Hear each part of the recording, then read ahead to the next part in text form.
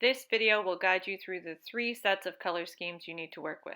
Go to page 17 in your sketchbook and write monochromatic at the top. So monochromatic means one color mixed with black and white. You'll be drawing sketches, then adding marker and oil pastels on top of that. Oil pastels are essentially like an oil-based medium, so you can spread them out with oil. So to do this, I need you to find a cooking oil, olive oil, or even baby oil. First step is to draw a design that you are pretty happy with. Fill in the entire sketch using one main color. Now you're ready to add oil pastels. Color lightly in any areas you want to become lighter or darker. Then you can take your Q-tip and some oil and spread the or shade out. You will find the black spreads out easily. If you rotate your Q-tip slightly, you can change the intensity of the black. Pay attention to how much color is on your Q-tip and how much oil. This will be a little bit of an experiment at first, but you will get more comfortable with it. When you add white, you will find that the color does not show up as bold as black and might need more than one layer to stand out. You can make adjustments to the lightness and darkness of your color using the oil pastel. Be sure to use a clean part of your Q-tip when you change colors and you're blending white versus blending black. And you can go back into the color areas with oil pastel repeatedly, but you cannot go back into it with marker. Also be aware that your oil pastels will take on the color of the material on the page, so you'll find they get dirty. You might have a space on your sketchbook page where you're wiping them off. You can add other colors on top of your drawing with oil pastels beyond white and black.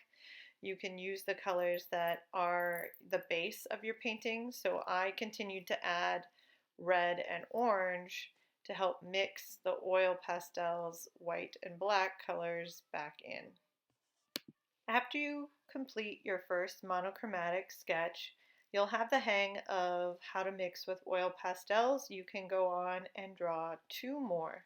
So you choose the color, you choose the design, but they must be monochromatic color schemes or color harmonies. So this is how my 3 turned out.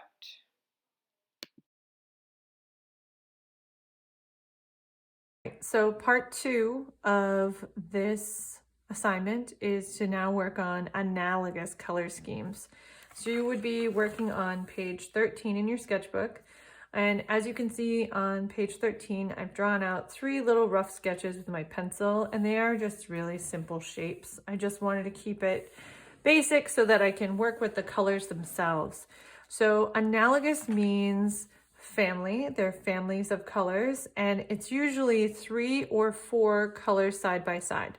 So I typically will work with 4 because I think it gives me a little more variety, but any 4 colors right next to each other on the wheel. So you can start by choosing your favorite color. Like I love blue violet, so maybe I want to use blue violet, violet, red, or maybe I'd like to go to green. So maybe I go blue, violet, blue, blue, green, green. I'm going to start with blue, violet, blue, blue, green, green. And I'm just going to select a design and I'm going to write down the colors I'm going to use. So I know I want to use those colors there. And then I think I'm going to also play with a warmer color scheme. So I think I'll use green, yellow, yellow, orange. And I'll do that one here. Yellow, green.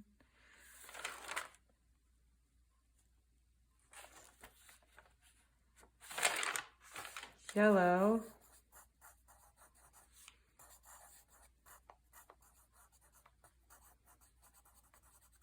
Sorry, I made abbreviations. Yellow, green, blue, violet, green. And the last one here, maybe I will go red, orange, red, violet, violet. Red, orange,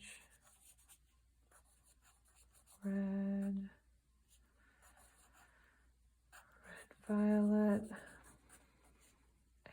violet. So I'm going to figure out a way to use all 4 of these colors in each design. So Analogous is 4 colors, 3 or 4 colors. Side by side. Now that your colors have been selected, you can go on to the fun part.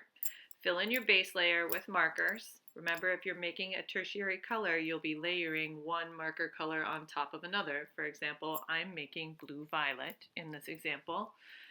Then you can apply your oil pastels.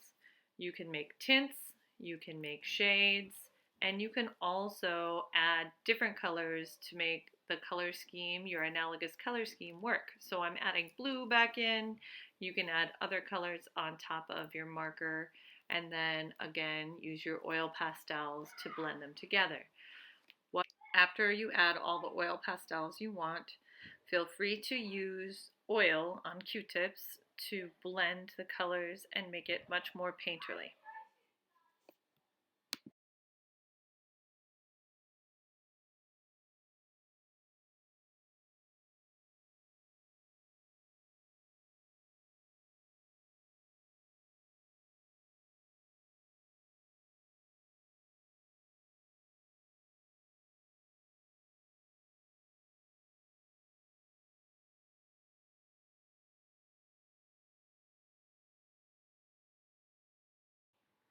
Remember to use your Q-tip and move it in a circular motion when you're blending so that the colors become more smooth and fade gradually.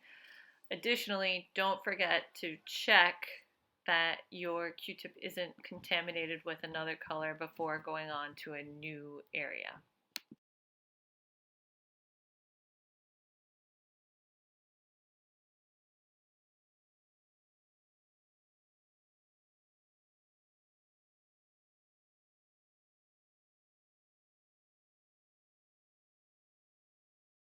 Now, on to part 3 of this assignment. You're going to be working with a triadic color scheme. So this work will go on page 15. So on triadic color schemes, you are working with 3 colors that are equally spaced. So the most obvious one is red, blue, yellow.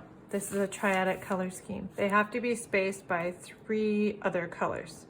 The secondary colors, orange, green, and violet, are also a triadic color scheme.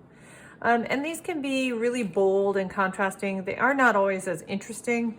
My favorite triadic color scheme is actually blue-violet, and then you skip 1, 2, 3, yellow-green, and then you skip 1, 2, 3, and red-orange. So as you can see on my page 15, I have red, yellow, blue in one color scheme, just with markers, orange, green, and violet. And I've done this one with oil pastels on top of my markers. And then my last one is going to be some tertiary colors, and I'm going to use blue, violet, yellow, green, and red, orange. So my first step is to put my colors down with marker, and after that I will add my oil pastels to make the colors more interesting and complex. Be sure to add tints and shades to your colors. You'll notice in one of mine I have neglected this.